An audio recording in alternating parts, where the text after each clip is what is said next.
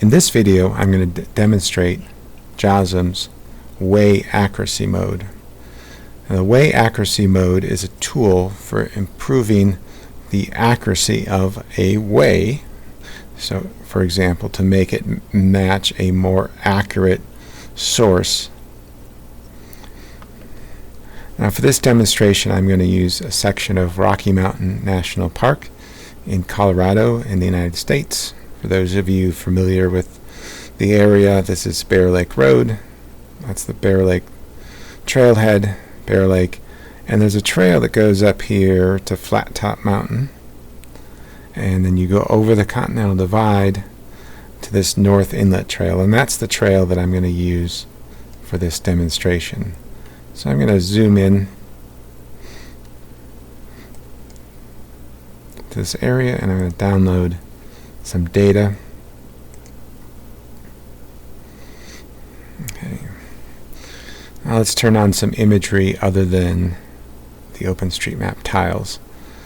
So turn on the Maxar Premium imagery and zoom in a little bit. And you can see this is pretty good image. Here's an area where there's a little bit of a discrepancy. If I go into add mode, I hit A, and I draw a temporary way. I'm just drawing a way. I'm going to just delete it. There's no special thing called a temporary way. So it's about 4 meters difference. So I'll just hit Control Z, get rid of that. All right. So the question though is the trail more accurate or is the imagery more accurate? So to find out, I'm going to use something called the Strava heat map. Now, Strava is an app for athletes. You can use it to record, say, a run or a hike or a bike ride. And they've got dozens of different sporting events, activities, they call them, that they support. Now, what they do is they capture all of that GPS information from their thousands of users, and they of course remove any personal identifying information and then provide that as a heat map, provide all those GPS tracks as a heat map. So let's turn that on. And I like the blue style. You can have your heat map in a number of different colors.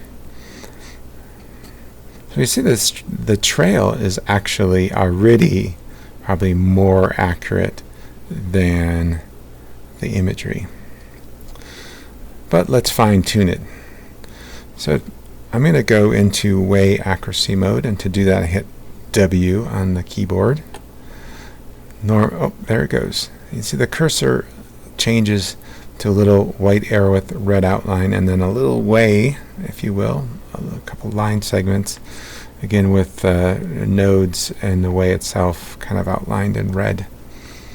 I can also click here on the side of the JOSM screen to get way accuracy mode, or I can go to the mode menu and select improve way accuracy. So I will select the way of interest, and wherever I see a node that I think is not optimally here, I'll just click where I want to place it and it moves. Oh, here's a few that are a meter or two off. So helps be really far zoomed in here. Now, if you want to add an additional node, you hold down the Control key and you click wherever you want it, and you kind of get this ghost indication of what the way will look like after you add the node. And there it goes. And back to just simply shifting. Now, sometimes you want to move a node to a location, but that location is actually closer to another node already. And I don't have an example right here, but what you can do is you either click directly on the node and just click and drag. I'm holding the left mouse button, and you get the little lock icon. Or what you can do is hold down the shift key, and you also get the little lock, and then you can move this anywhere. You can get it closer to another node, and it still remembers that you want to work with that node. If you want to delete a node, let's say we think that's redundant, I'll hold down the Alt key, and then it gives you a little ghost image of what the way will look like if you choose to delete that, and then click and it goes away.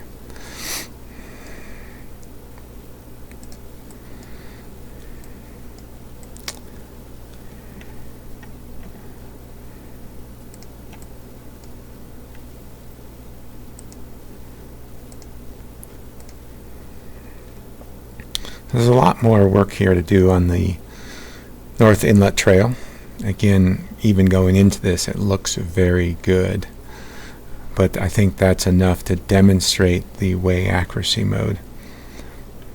Now, sometimes when I'm doing this, I end up adding too many nodes, nodes that are in line with other nodes or nearly in line, so they really don't add a lot of information. They just create additional load on the server and all the OSM tools. And also, for the people who actually use OSM data, it's a greater burden. So I'm going to go up, and I'm first going to download, because this trail extends, as you can see, extends way outside of the area I've downloaded. So I'm going to go File, Download Along, and I'll download 50 meters on either side of the trail. I could even say, we don't need much, 25, and so I'll download that. So to do this simplification, I need everything downloaded, and you can see that we've now downloaded the area all around it. So if I go to Tools, I can simplify way, and I'm going to use a very conservative quarter meter to do simplification, which means the maximum error I'm going to introduce is a quarter meter. You probably get away with half a meter, 1 meter, or even more, and then I'll hit simplify. And of course I have to upload my work.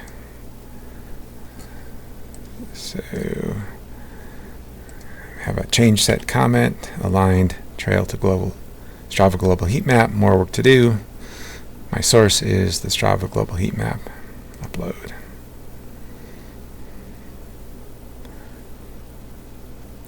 So in this video you've seen how to reshape or realign existing geometry in OpenStreetMap using JOSM's way accuracy mode.